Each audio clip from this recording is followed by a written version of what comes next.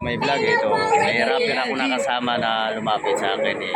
Taga rito na po. Ang sarap na tumambay lalo na sa gabi. Pero mas masarap pare pag si LD katabi. Tingnan mo naman kasi angas ng forma niya. Nakasalamin tapos nakapyaw pa. Tingnan mo naman kasi gintuan ng forma niya. Pero follow mabuting niyo tao siya din kasi siya sa pare ang angas niya. Pilipina rin na dito matatagpuan si LD pare. Isang tunay na palaban. Tingnan mo naman kasi ako nandito lang diba. Yung mga bara ko pare ngayon kakaiba.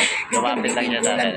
Para sa mga nauna, kahit na ganito kami pare mabuting tao pa. At maraming salamat kay Kuya LD na ganito. Tignan mo naman formado parang oo Martin to. Tignan mo naman kasi at siya ay natutuwa. Kasi nga yung bibig ko pare siya ay namamangha.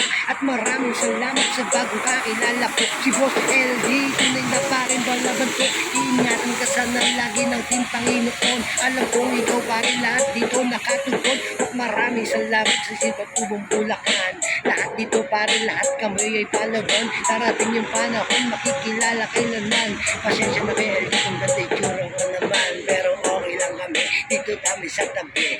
Ito yung pare, parang chillax ang sa tabi. Nakapin, tapos yung jacket na pamporma niya. Para bang artist ako o Martin nga diba? Parang sa Batang Quiapo kung siya ay tutusin. Tignan mo naman yung forma pare, mayaman din. At maraming salamat kasi nagsigap lang diba?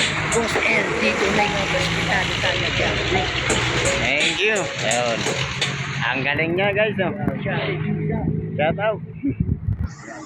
Yan, kaya nawala sir.